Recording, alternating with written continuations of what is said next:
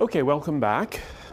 So last time we gave one result of Lyapunov's, which was actually kind of, I said, a footnote in his work, which was about what can you say about a nonlinear system stability around a particular equilibrium point based on its linearization around this point.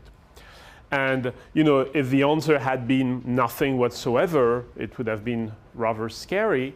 But the answer was basically if the linearization is strictly stable, then locally the stability of this point is asymptotic, although it doesn't tell you what locally means. Okay, it says there exists some region such that the stability is asymptotic. If the linearization is unstable, then not surprisingly, the nonlinear system around this equilibrium is unstable, meaning not stable in the sense of Lyapunov. There exists a ball such, however small the small ball around the equilibrium point, you will always find a trajectory that escapes from the big ball, right? And then there was the case of marginal stability if the linearized system was marginally stable around this equilibrium point, then actually you didn't know at all. Okay? And the reason you didn't know at all was that basically when you linearize the system and the linearization is marginally stable, you've thrown away the important information about stability by throwing away the higher order terms. Okay? So when the linearization is marginally stable, it means that's not where the action is. Okay? The action is on the higher order terms, and so basically if you just look at the linearization, you've thrown the baby with the bathwater. Okay. So that was the story. Then we discussed how we started discussing the main result of Lyapunov, and there's lots of versions of it, but the main result of Lyapunov about stability around an equilibrium point, and we started proving this. Okay, so remember the theorem on local stability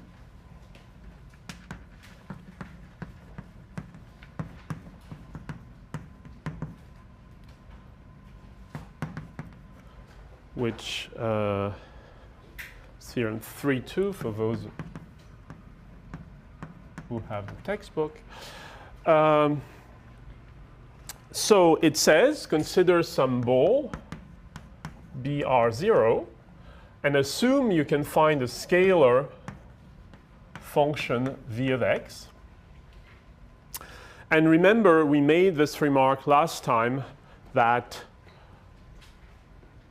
while we were talking about autonomous systems, x dot equal f of x, around a particular equilibrium point, 0 without loss of generality. The reason we were talking first about autonomous systems and then about more general, possibly non-autonomous systems, was that if you have an autonomous system, then d over dt of v of x is dv over dx times dx over dt, and dx over dt is f of x. So this whole quantity, d over dt, could be written, as we said last time, as v dot of x. Okay? So if you have an autonomous system, if I give you v of x, and of course I give you the dynamics f of x, then you can compute v dot of x. Okay? V dot does not depend on time explicitly. So if you have a scalar function v of x such that v of x is positive definite in that region, of course, BR0 in this ball of center 0 and radius R0. Okay? So such that v of x is positive definite in that region, and v dot of x is negative semi-definite. So remember, positive definite meant it was 0 at 0 and strictly positive everywhere else. Okay? Negative semi-definite just means it's negative or 0 everywhere in that region. Okay? So if you had this, then this equilibrium point, I wrote it more explicitly last time that this equilibrium point s equals 0 was stable. Okay, so if you have these two conditions, v positive definite, v dot negative semi-definite, then the equilibrium point is stable. If more precisely, you still have, of course, v positive definite, but v dot is negative definite, okay, then this equilibrium point is asymptotically stable. Okay, so that was the theorem, and we had started proving this. Okay, so remember how the proof went, right? We said if we pick an arbitrary r, we want to find an R0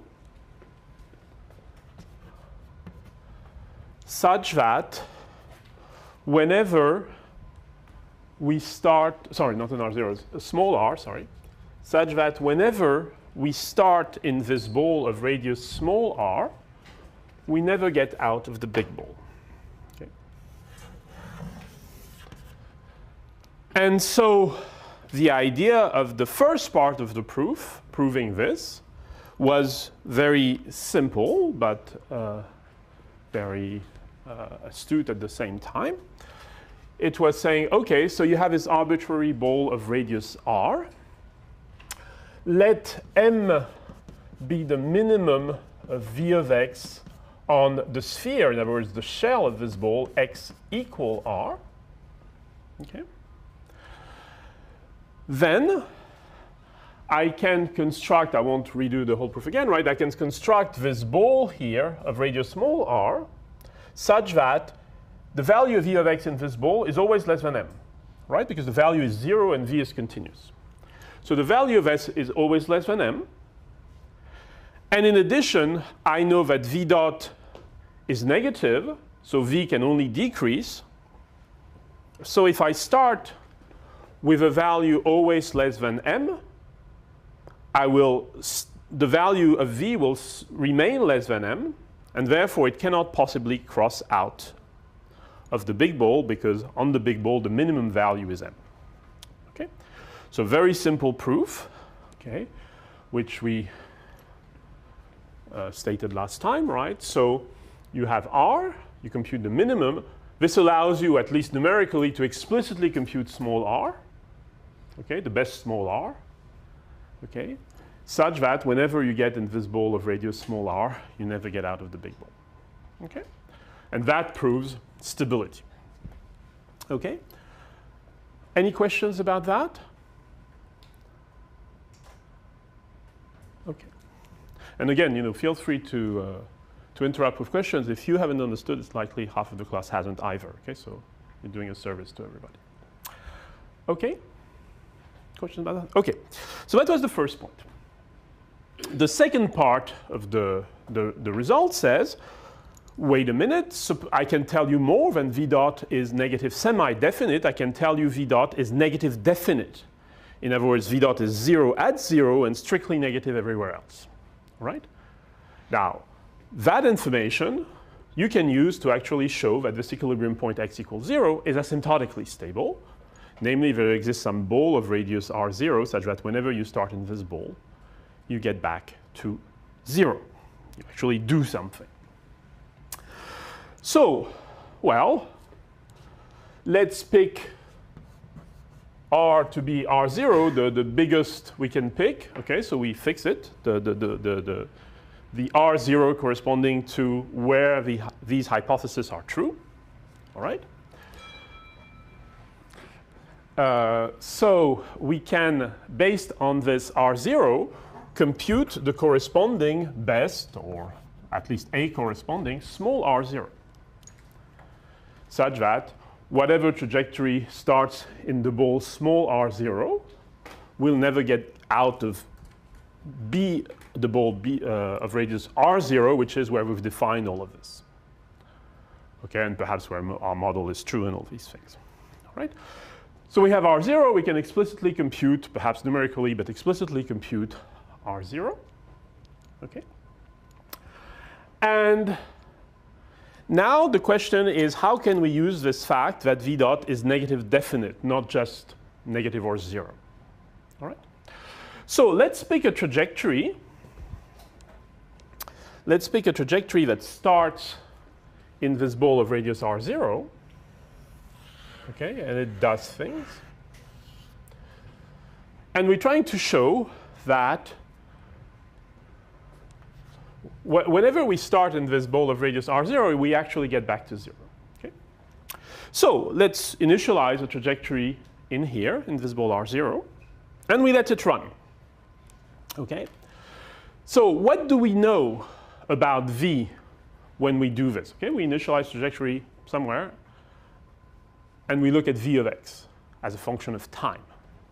Okay? What do we know about it? Yeah, it keeps decreasing, right? So if we look at this particular trajectory, okay, and at v of x, then it's going to do something like this, right? So that's v of x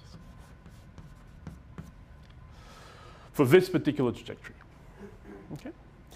Now we also know that, of course, v of x is positive definite, so in particular, a particular consequence of that is, of course, v is positive. All right? So if we have 0 here, we know that v keeps decreasing, and it's lower bounded by 0. All right? So basic result in analysis, you have a decreasing function which is lower bounded. It tends towards a limit. All right? So let's call this limit capital L.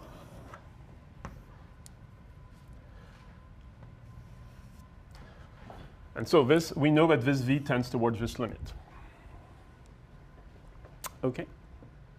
All right, so where are we? We've initialized an arbitrary trajectory in this ball small r0 constructed from the big r0.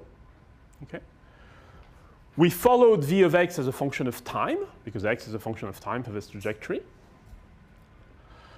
And we know that v of x tends towards a limit, which is positive or 0. Okay? Now, what are we trying to show in terms of this limit if we want to show this theorem? Well, we're trying to show it is 0, right? If we've picked this arbitrary trajectory starting in the ball small r0, we've shown v of x tends towards the limit. If that limit is 0, then we're done, right? Because 0 is the only place where v can be 0, right? V is positive definite. Right? So if we show that this limit tends to 0, we're done. See, if this limit tends to 0, this limit is 0. If we show that L is 0, we're done. Okay? So let's just show this. Okay? And one way to show this is by contradiction. Let's assume it isn't. Okay? So we want to show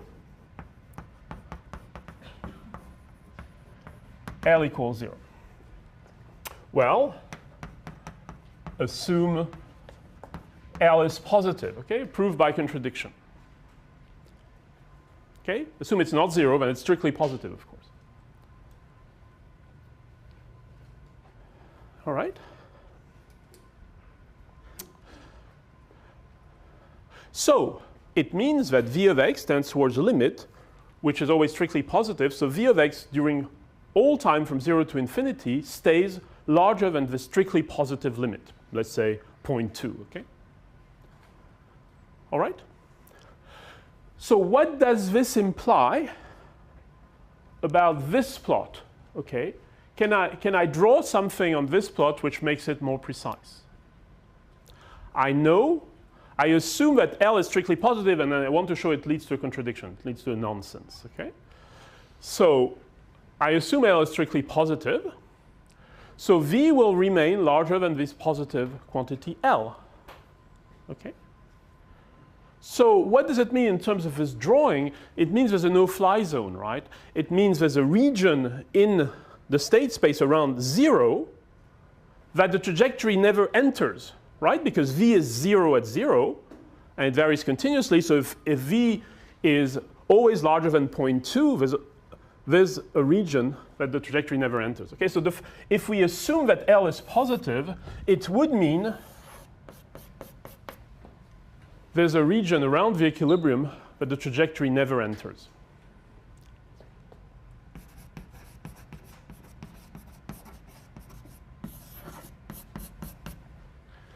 Okay? Now, why is this a contradiction? Why this cannot be the case?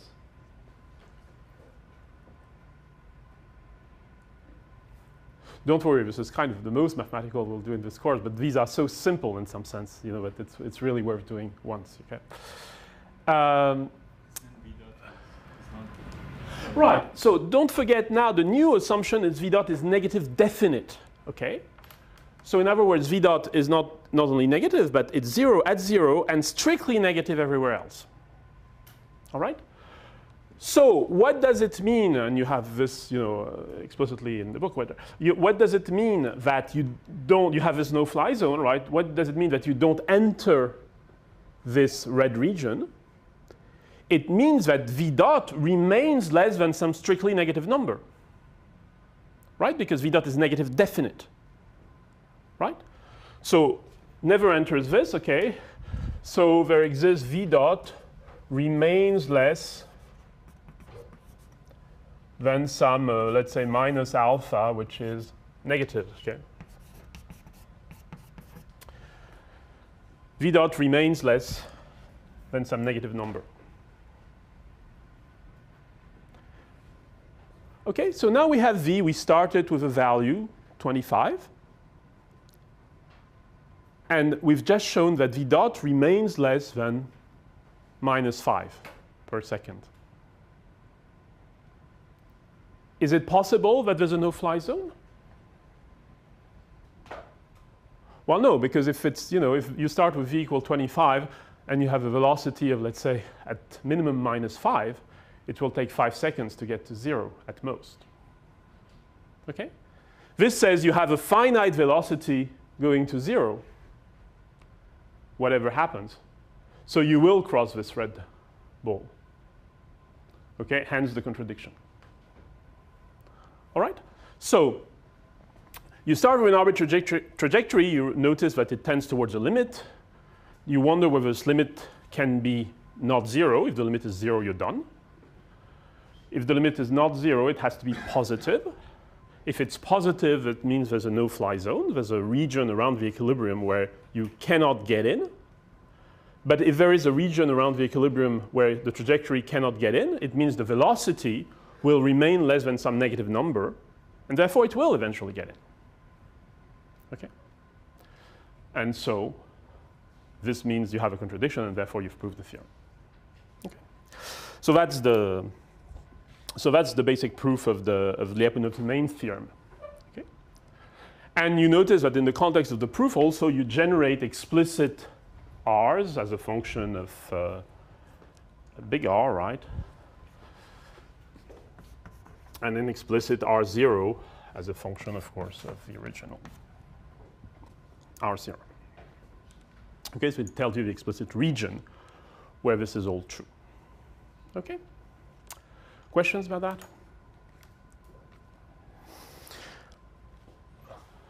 Okay. So, questions? All right.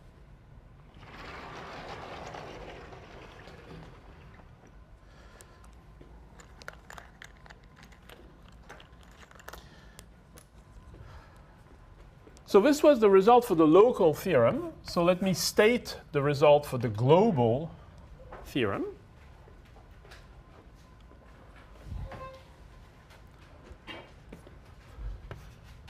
Lyapunov's Lyapunov's theorem on global stability.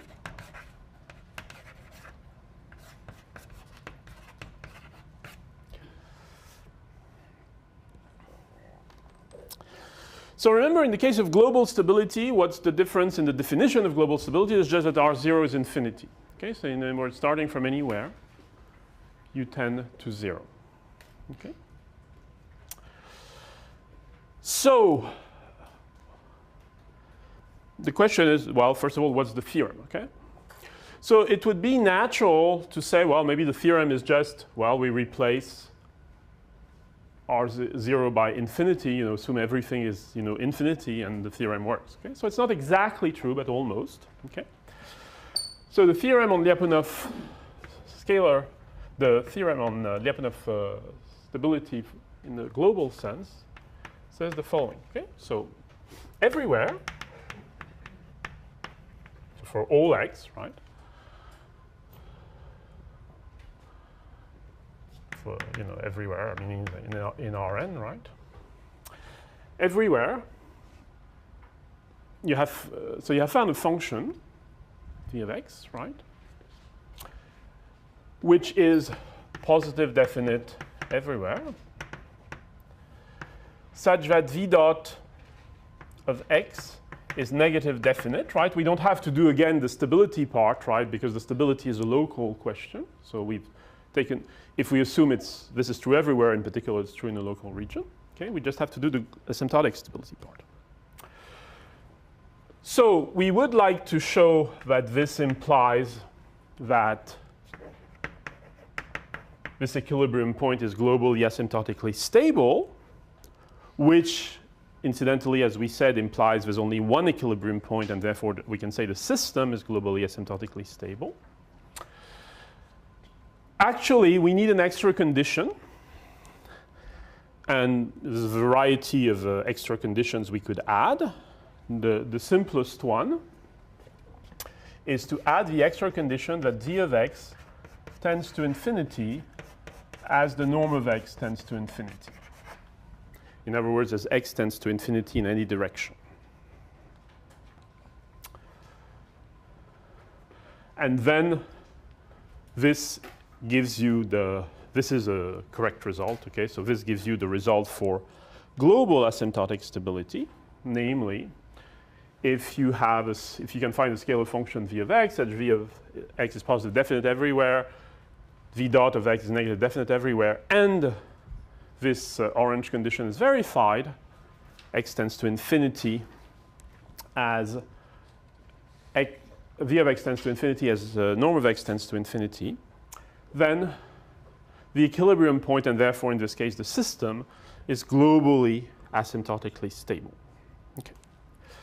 So this extra condition, which we added, is called radial unboundedness condition.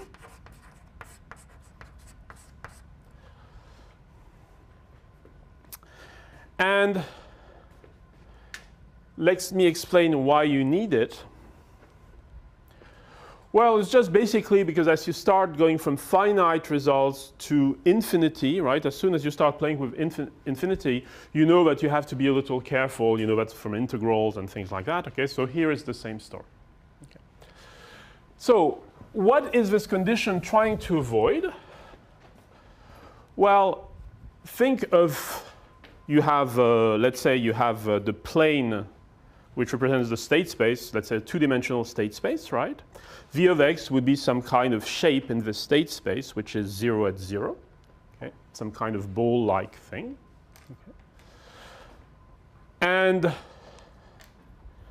we can think about the contour lines of V, which are, basically just like in the mountains, right? They correspond to, these are the value of x corresponding to a particular value of V. V equal 125, you have something, and V equal 78, you have something else, and so on. Okay, so you have the contour lines. So let's pick it in the two-dimensional plane. Okay, so suppose we have x1, x2. Okay. So what we're trying to avoid is that the contour lines look like this. Okay, so for instance, this would be just picking some simple numbers, v equal 1, and then v equal 2 is something like this, and v equal 3 is something like this. So this is v equal 3, v equal 2, v equal 2, v equal 3. Okay. So what's going on here? That's what we're trying to avoid, okay? What's going on here is that if we pick a particular trajectory, it's very possible that it keeps going towards smaller and smaller values of v. So v keeps decreasing, but you actually drift away to infinity. Right? We're trying to avoid this. That as v decreases, well, it does decrease, but in decreasing, because we're playing now with infinity, it actually drifts away. Right?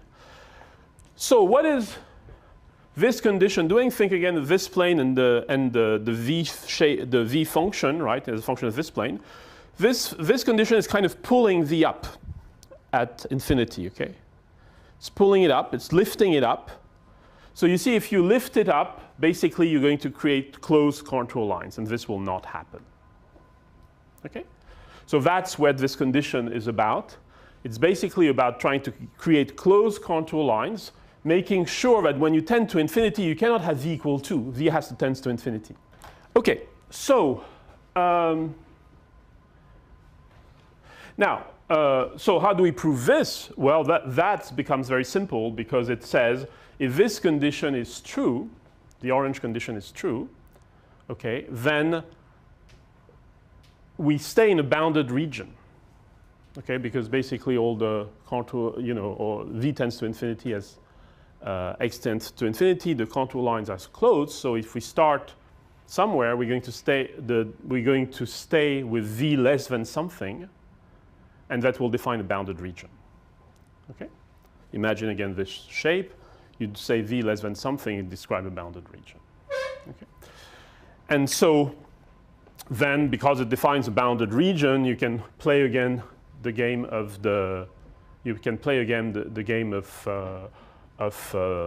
velocities that we played before. Say it tends towards the limit. Can this limit be not 0? Okay, and show that indeed it does tend to 0. Okay, so that's the result for global asymptotic stability. So let's look at some simple examples.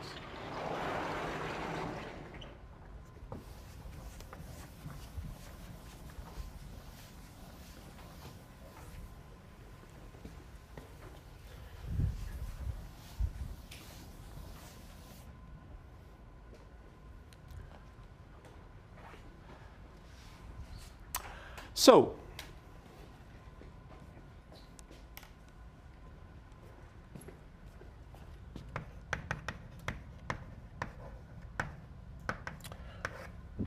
the kind of quasi-trivial example, so scalar system, x dot plus c of x equals 0, and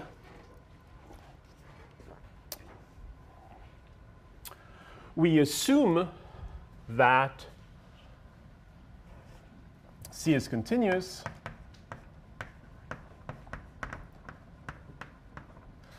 and c of x is strictly positive for non-zero x, which means that, in English, it means that c is the same sign as x, right? Okay, so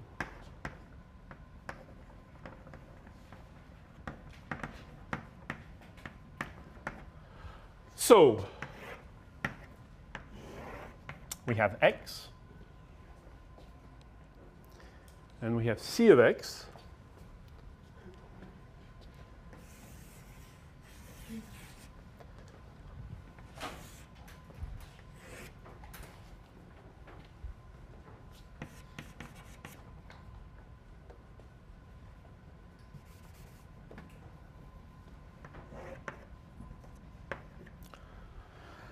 and notice I've made c go through 0. C of 0 is 0. Okay, and it's 0 only at 0. It's not an extra assumption. It's a consequence of the fact that c is positive for x positive, and c is negative for x negative, and c is continuous. Okay, so it has to look like this. All right? Everybody understands this, right? So I have a function which is continuous. All this is scalar, right? It has the same sign as its argument. So it looks like this. And it has to go through 0. Okay? So now,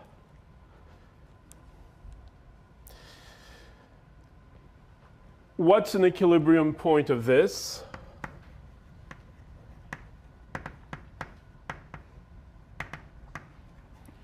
Of this system? First order scalar system, right? So this is not a very profound, right? It's just 0, right? Because C of 0 is 0, as we said. So this equilibrium x equals 0. So the result is that this equilibrium s equals 0 is globally asymptotically stable.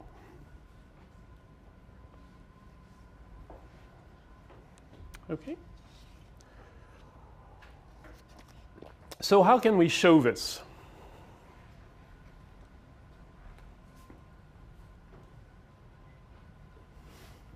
Well, we're trying to use this result, right? So we need to come up with a scalar function z of x. And such that it works. Okay. Any candidates? So that's the first example is both trivial but useful, but also it shows, you know, the flavor of using these Lyapunov results is that there's nothing in the Lyapunov results, and to improve that you have to take very good classes, right? There's nothing in the Lyapunov results which tells you what is V. How should you pick V, right? So what's a choice of V? Yeah, so here, you know, so the proof, right? Suppose we choose V equal x squared, right? Right, so what can we say about this x squared, right? Well, it's clearly positive definite, right? Positive, strictly positive everywhere except at 0, where it's 0. It clearly also tends to infinity as x tends to infinity.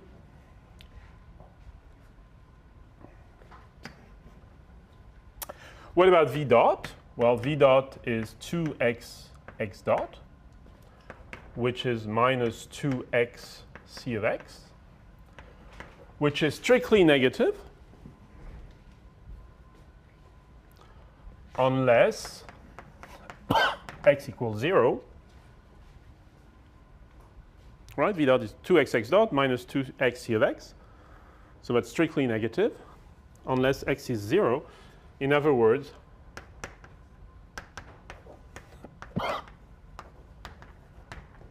v dot is negative definite. Okay?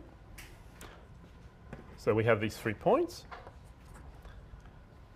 V positive definite, v dot negative definite, v tends to infinity as x tends to infinity. And so this equilibrium x equals 0 is globally asymptotically stable. All right?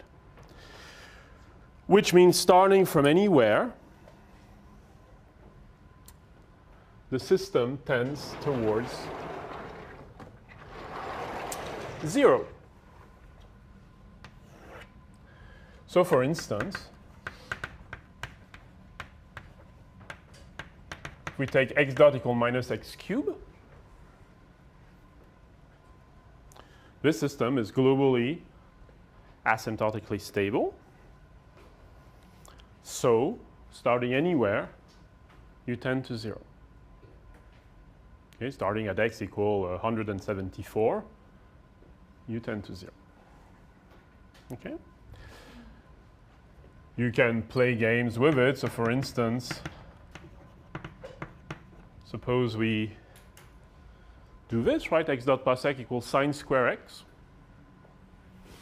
So, you know, hand-wavingly, it's not quite obvious what happens, right? Because you have this kind of first-order filter and then this positive quantity. But, Well, this system is also globally asymptotically stable, right?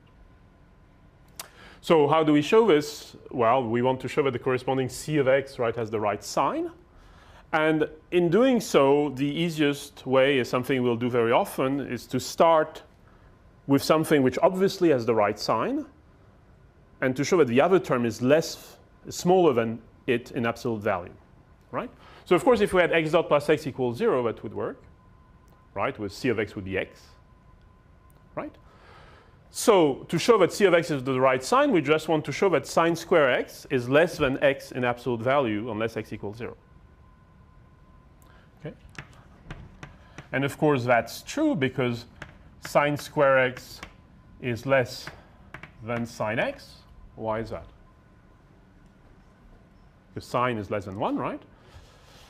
And sine x is less than x unless x equals 0, because, of course, if you plot the sine function,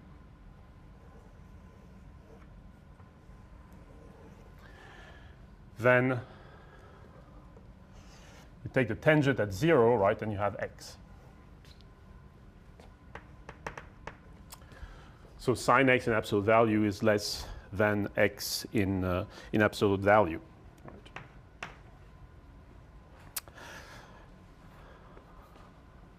Okay. So x has the correct sign, and you're adding to it something which is smaller in absolute value, so the sign remains the same. Okay? Is that fine? So this is globally asymptotically stable, and this, the equilibrium point x equals 0, is also globally asymptotically stable. Okay?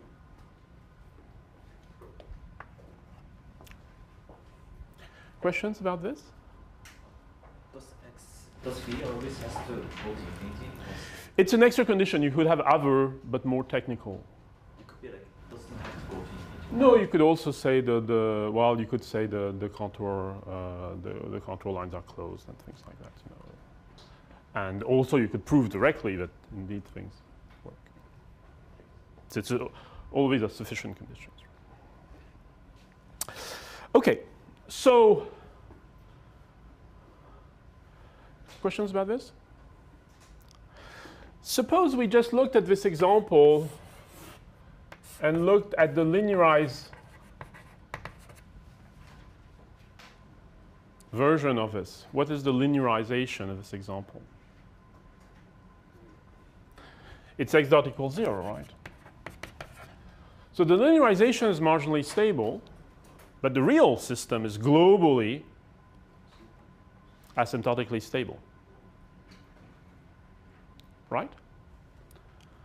So this is why, you know, we put a question mark in the Lyapunov result on linearized systems when we said if the system is the linearization is marginally stable, then who knows, right? We put this question mark. And the reason, for instance, you can see it here. The system is perfectly fine. It's globally asymptotically stable. We start it anywhere, it goes to 0, right? But the linearization doesn't tell you that. And again, the linearization doesn't tell you that because it's the same linearization as if we had x dot equal plus x cubed, which obviously would not be stable. Okay?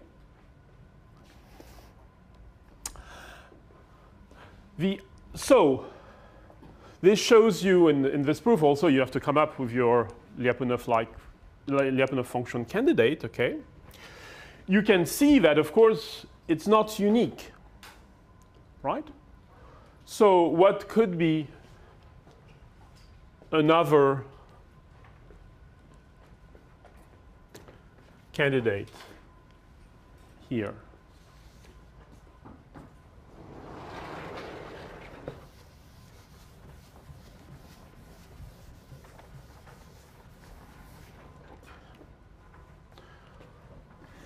Well, obviously, we could choose 2x squared, right? It would work as well, right?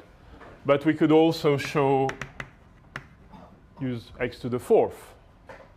Or we could use 2x squared plus x to the 4th, right? These will all work as Lyapunov functions. we could do perhaps something a little more subtle. We could use integral over from 0 to x of c of y dy. Right? Because this would give us v dot equal what?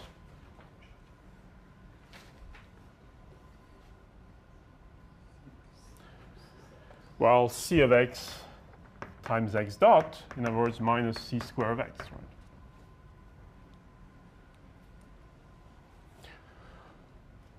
So this would again work, right, as a Lyapunov function, except you would still you have to assume that it tends to infinity as x to infinity. In other words, that c of y doesn't tend to 0 too fast. So that would be an extra assumption.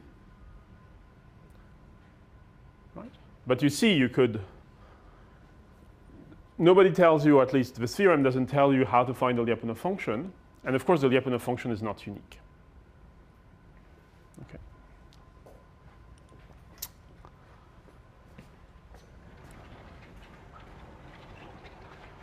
Okay. Questions about that? All right. Any questions?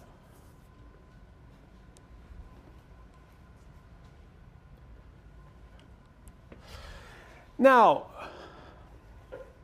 so that was, you know, the status of things up to the 1960s. And we'll see more examples based, of course, on these Lyapunov theorems. But one of the difficulty of these Lyapunov theorems, of using these Lyapunov theorems, was something which we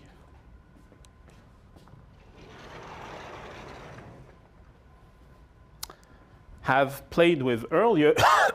Remember, we had a mass spring damper system. I won't redo the whole thing, right? But we had a nonlinear mass spring damper system. And we created for it a function v of x, which was positive definite, which was the total energy.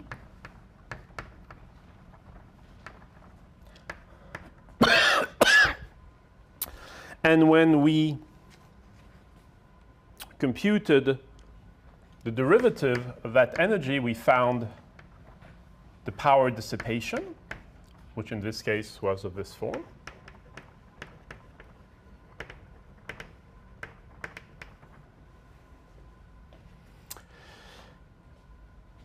So this was all good, right? Except, of course, the power dissipation is not negative definite. It's only negative semi-definite, right? Because v dot is 0 when the velocity is 0. Okay? Basically, you have this nonlinear mass spring damper thing, which tends to 0.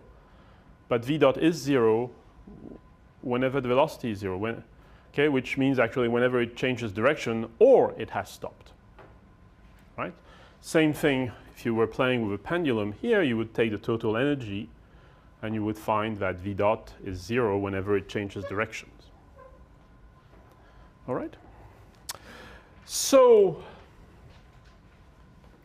in other words, if you're trying to show the global asymptotic stability of this system, actually you cannot quite use the Lyapunov theorem we stated as such, because basically you'll be able only to use the local version.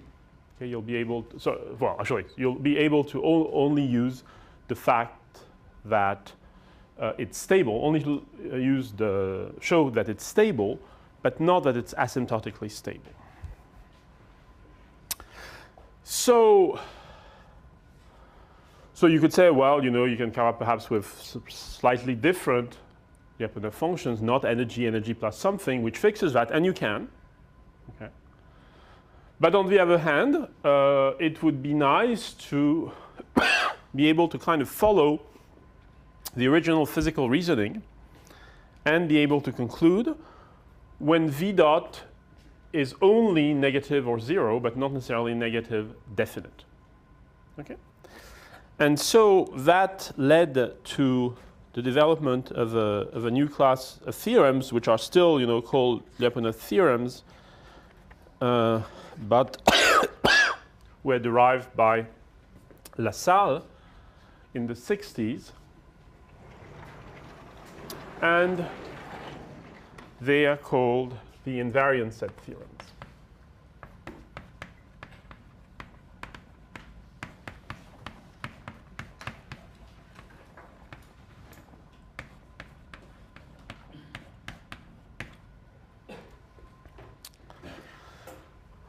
So what's the idea of the invariant set theorem is to say, well, let's keep right with the reasoning of Lyapunov. We have this total energy, and this energy keeps decreasing, and so on. Okay, there's this technical point that power stops being dissipated, not just here, but whenever we change directions. Right? And basically, the idea of Lassalle's theorem is to say, okay, fine. This is kind of technicality in a sense, right? Because we arrive here, we change direction, we keep going. So if we can show that basically we don't get stuck when we change direction, we should be fine. All right, so that's the intuition. It says, okay, the power dissipation is strictly negative, unless, of course, we are at rest, but also whenever we change directions. Let's push aside this case where we change directions by saying we're not staying there anyway. The system keeps going. Okay? This is not its final behavior. It doesn't do that and stop. Okay? But of course, just as Lyapunov had done, this was formalized in a much more general mathematical argument. Okay? And so that's what we want to talk about now. So it's based on the notion of an invariant set for the dynamics x dot equal f of x. So this invariant set. So what's an invariant set? Is a set such it's a subset of Rn, right? It's a subset of the space. Okay.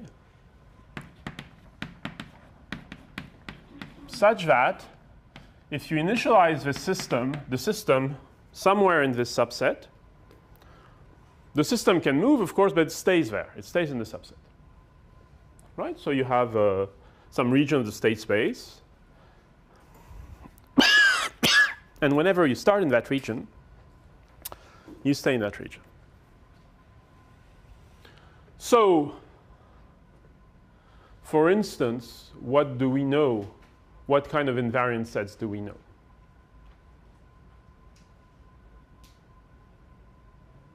Well, the set corresponding to an equilibrium is an invariant set, right? It's a point, right? If we start there, we stay there.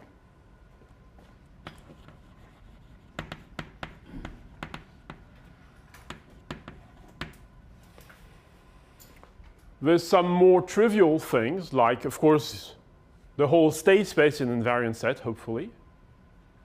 Or at least if your model is reasonable, right? So, but that's not really useful, but showing that you tend towards, for instance, if you have a result, say, I tend towards an invariant set, well, it could be the whole state space, so by itself is not really interesting, right? Something a little more subtle, we have these autonomous systems, right? Suppose you initialize it somewhere, it follows a trajectory. And so this trajectory, it covers a path in space, okay? Difference between the path and trajectory is, a trajectory is a path as a function of time, okay? So it covers a path in space, right? Well, any such path is an invariant set, right? Because if you initialize it along this path, it will follow the corresponding trajectory, right? So so let me put it in quote, trajectory, by which I really mean the path followed, right? That's clear, right? You start somewhere, it's an autonomous system, so you follow a trajectory, you cover some place, right? If you started somewhere else on this trajectory, you would still cover it, and you stay there, of course.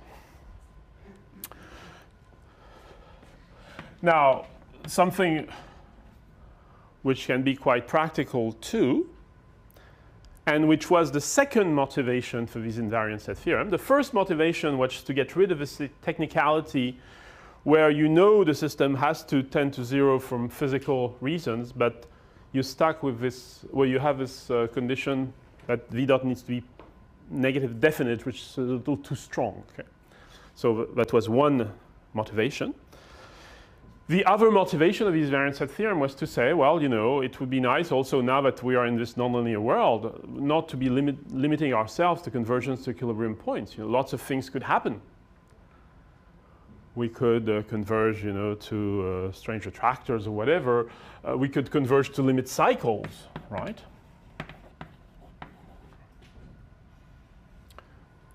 The limit cycle, you know, perhaps corresponds to a set where you keep doing the same thing, right? In the state space, so you keep following some curve in the state space, right? If that's what the system does, you know, it would be nice to be able to show this, right? But you, starting from anywhere, you end up with this behavior where you keep doing the same thing in some region. Okay. So, two main motivations. Replacing the negative definiteness of v dot by something a little looser, and being able to study convergence to more general systems, to more general behaviors.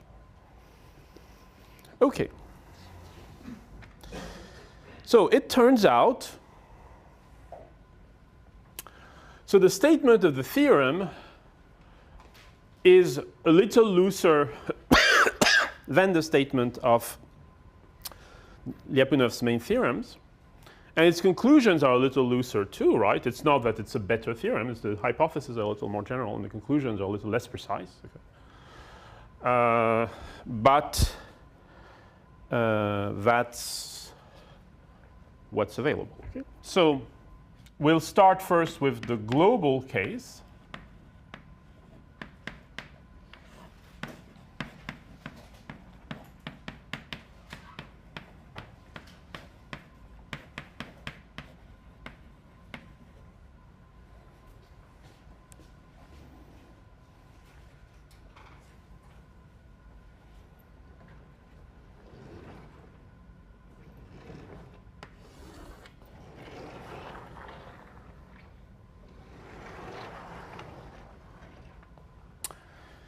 So,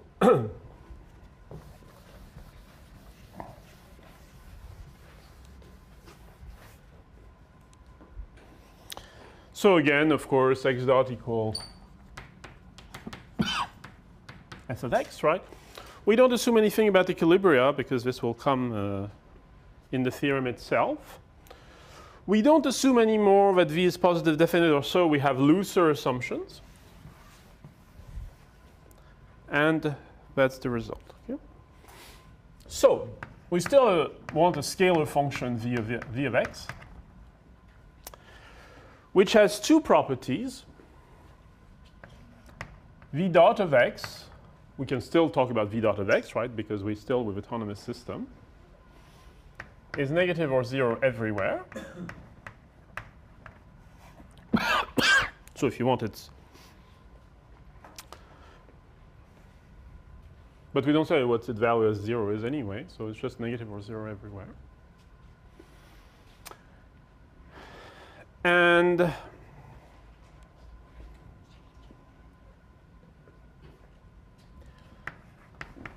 we do add this radial unboundedness condition.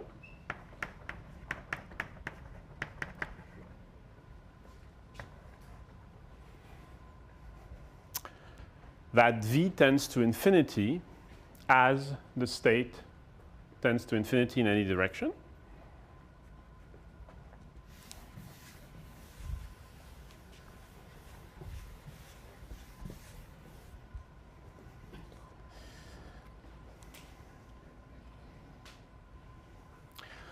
So that's the hypothesis, okay. Then all trajectories tend toward the set R defined by v dot of x equals 0. Right? Remember, v dot is a function of x only, so v dot of x equals 0 defines a subset. And all trajectories tend towards this subset. Okay. That, as you can imagine, is not very hard to show. The more technical point, so we won't give the proof of this full theorem here. It's discussed in the book. More precisely, not only you tend towards the set R, but more precisely, all trajectory tends toward the largest invariant set within R.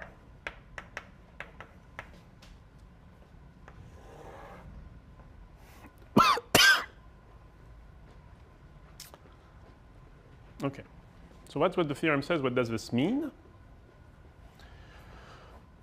So, by the way, the subtlety, the subtle part of proving this theorem is to show that indeed there's an invariant set within R. Okay? It says the largest invariant set, which assumes there is one. That's the theorem says as well, there is one. So, first of all, what does it mean largest? It has nothing to do with size. It just means the reunion of all invariant sets. Okay, so some trajectories tend towards some invariant set, and some other trajectories tend towards some other invariant set. And so all trajectory tends towards the invariant set, which is just the reunion of all the invariant sets. Okay, so some may tend towards equilibrium, some may tend towards limit cycle, whatever. Okay, so that's what it means. Okay. Now, so it sounds a little technical, but as we'll see, very often it's quite easy to apply. And so that's what we're going to do right now.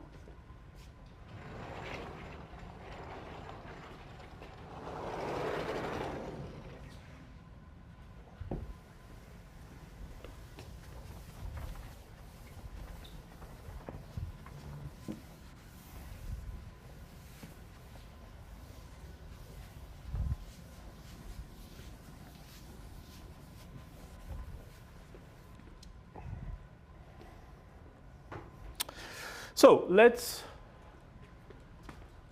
look at an example.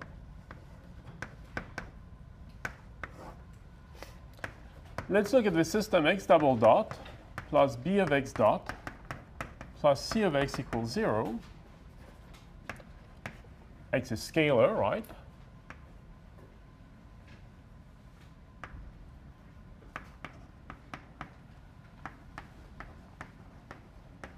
Where c has the same sign of its argument, namely x.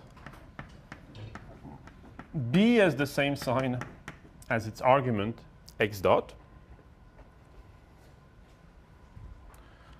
Okay, so I won't redo the big drawing I did before, right? I just so it means that B and C are continuous, of course. So C of x could be again something like this, which has to go through 0.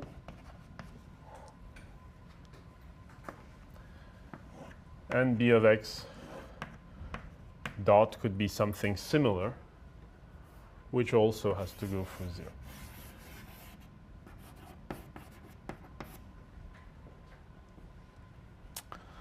Okay, so they are both continuous and have the same sign of their argument.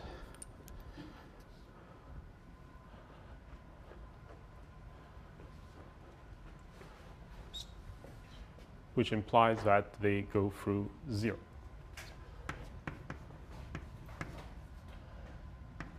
Then, within a small extra assumption, which we'll show, okay, x equals 0 is a globally asymptotically stable equilibrium point. Right? So fairly general theorem, right? Second order system, b of x dot, same sign of its argument as its argument. C of x, same sign as its argument. this implies, first of all, that 0 is an equilibrium point, but that's obvious because we say they have to go for 0. And 2, the theorem says, or the example says, what we're going to show says, this equilibrium point x equals 0, and of course x dot equals 0, right, is a globally asymptotically stable equilibrium point. Okay? So how do we show this?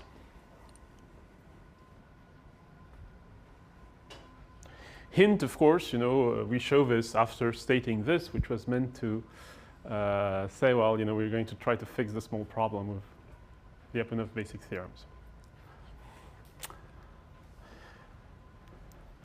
How do we show this? Well, using this notion that Lyapunov basically introduced and which became very useful later on when people started working in robotics, which is the notion of virtual physics, okay?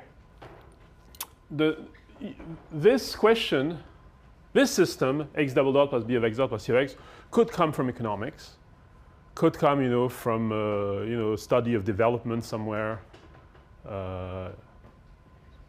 far, okay? It could be it could come from anywhere, but it could also very well come from a freshman course in mechanical engineering department, or actually, for that matter, a basic physics course in 11th grade. Okay? And so, if it did come from a course in mechanical engineering, most likely it would be describing what?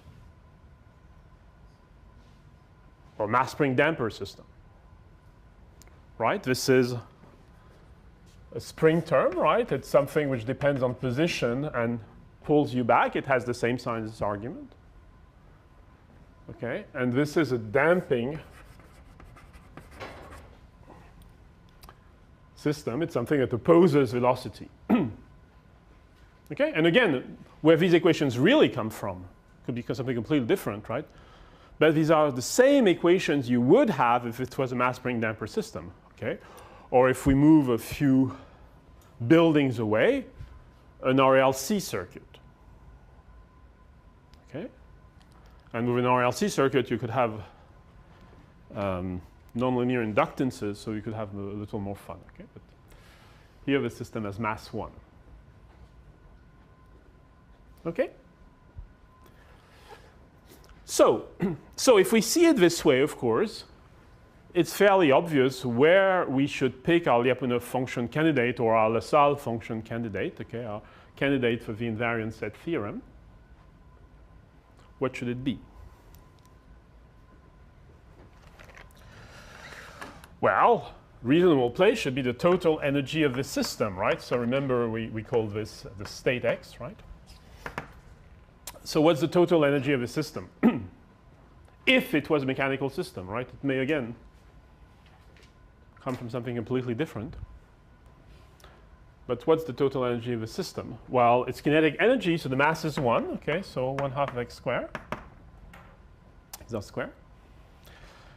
And then the potential energy of the system, which is? Yeah, so it has to do with the work that the spring would do, right? So it's the integral from 0 to x of c of y dy.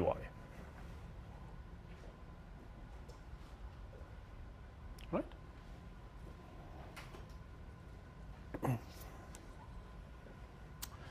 So, does it satisfy the assumption? Well, it's scalar, right? Does it tend to infinity as x tend to infinity? Well, actually, you see that's not entirely guaranteed by that. That's where the small extra assumption comes from. Okay? And assume also the integral from 0 to x to plus or minus infinity of c of y dy is infinite. Well, actually, it's plus infinite. It has to be plus infinite. Yes. All right. So this is a very small assumption, right? It's just saying that this spring term either stays at some value, right? Or if it really disappears, it disappears slowly, right? This is reasonable assumption, right? It just says, at infinity there's still something pulling you back, right? That's all. Okay, so that's why you have this extra assumption. Okay, but of course, for instance, if you know the spring term is lower bounded by 1, then of course this assumption is always verified, right?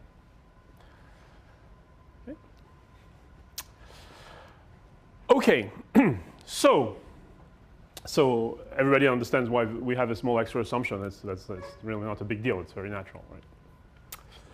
Okay, so how do we show this? Well, we can do it both ways, the long way and the lazy way. Okay, so let's do it the long way because we haven't not yet lazy enough. Okay. So the long way is to just differentiate all of this, right? And we should remind you of a calculation we did before, of course, with the mass spring damper system. So what's the derivative of this? X dot x double dot. What's the derivative of this? Right, C of x dot. So x double dot, of course, is minus b of x dot minus c of x. And then we have this x dot c of x.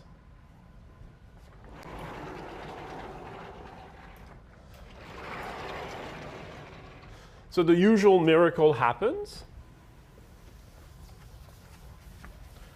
which again, is a engineered miracle, which comes from our definition of potential energy.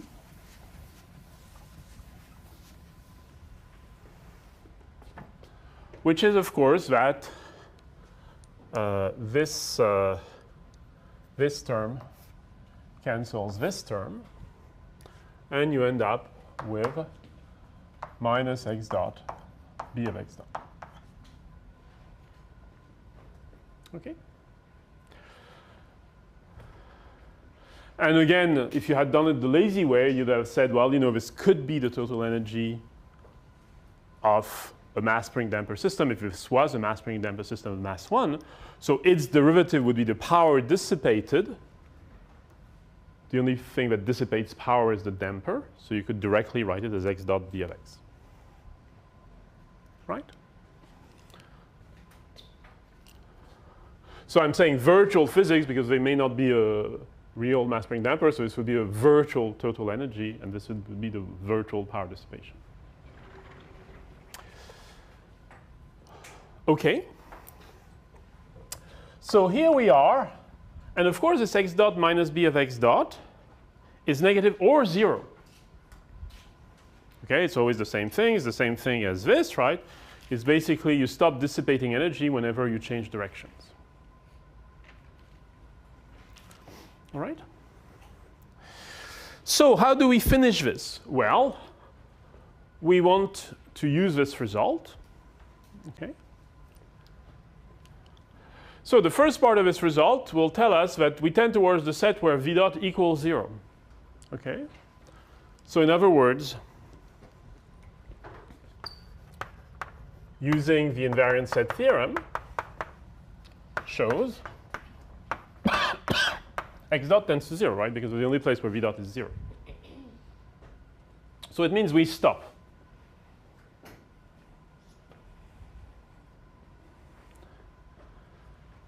That's the set R.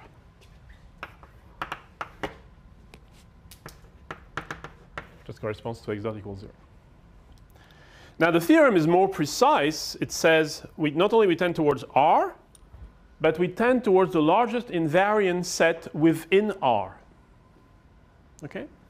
So very often in using this theorem is the within R, which is what helps you finish conclude the result. Okay? We tend towards an invariant set within R. So in particular, we stay in R. Right? So it says, suppose we start in R, so suppose x dot equals 0. Do we stay in R? Well, what do we compute? We compute x double dot, right? Whether x dot remains 0. Right? If for x dot equals 0, we have some non-zero x double dot, then we might not stay in R. Okay? So what's x double dot when x dot equals 0? Well, we use the dynamics, first line up there, right? X dot equals 0, so b of x dot is 0. So we just have minus c of x. Right? Not surprising, right? When the system has stopped, the only force pulling on it is the spring. Right? When the system doesn't move, there's no damping. Okay? So everybody understands that just algebraically, right? When x dot equals 0, you plug it up there. You know that b of x dot is 0 at 0, red curve, right? And you just get minus c of x. Right? Now, of course, this cannot be 0 unless c of x is 0. Right? Because of the yellow curve up there. Okay? So the only way you tend towards an invariant set within R is if x dot equals 0, of course, you're in R, but also if c of x equals 0.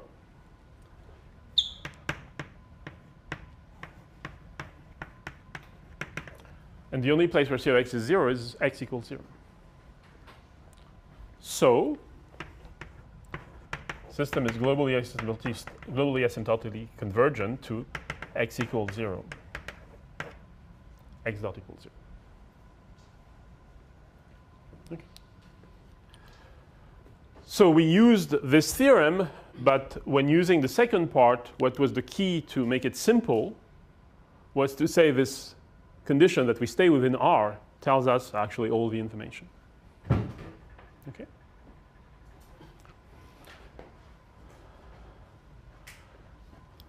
So we have this system. We can imagine it's a mass spring damped system even if it isn't. If we do so, it gives us a hint of what should be a good Lyapunov function candidate. We find, not surprisingly, that it works, but we have this problem that v dot is not negative definite, so it's only negative semi-definite. But we can fix this using the invariant set theorem, which says basically v dot will be 0 whenever you change directions, but you never get stuck here. If x dot equals 0, x double dot isn't. Okay? Okay. So, for instance,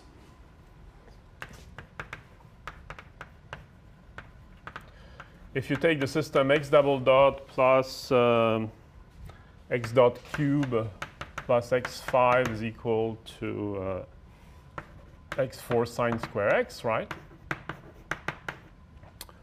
So this system is globally asymptotically stable. In other words, starting with x equal 1024 and x dot equal 365, right? It will come to x equals 0, x dot equals 0. Okay. Why again? Because of course b has the right sign, right? And this has the right sign. And this you can easily show is less than this in absolute value. Okay.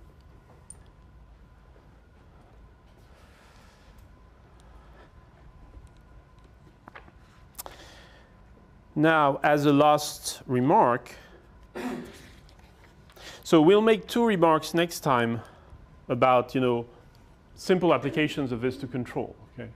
So the first, which we'll expand on, is the fact that because you're dealing with inequalities everywhere, things have to be positive, things have to be negative, and so on, it's a very natural way to deal with robustness questions. You know, what if I know I don't know a parameter exactly, but I know only a certain range? Okay, because you deal with inequalities all the time.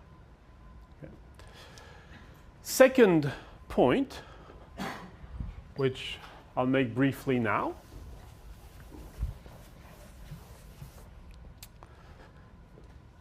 Suppose you have a system like this. X double dot plus x dot absolute value of x is equal to, let's say, x squared. X dot absolute value of x dot is equal to x squared u, right? So u now is a control input.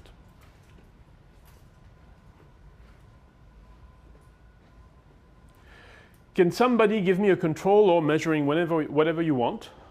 Can somebody give me a control law that makes the closed loop system globally asymptotically stable?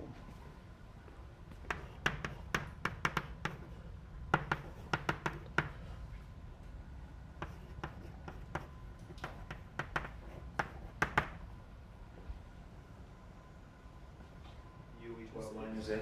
Right. So if you use u equal minus x, right, the closed loop dynamics will be x double dot plus x dot absolute value of x dot plus x cube equals 0. And of course, it globally tends towards x equals 0, x dot equals 0. Right? Now, the funny thing here is actually this is a linear controller, right? U equal minus x. And it does make this nonlinear system go to 0 globally, starting anywhere, any initial position, any initial velocity. But suppose you had started from a linear analysis, which you know would only be local, but at least try, right? What's the linearization of this system around x equals 0, u equals 0?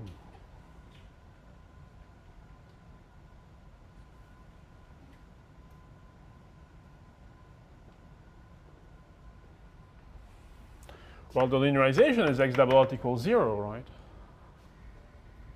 Or as we wrote it, x double dot equals 0, right? The linearization of this is 0, and the linearization of that is 0. Okay, around x equals 0, u equals 0.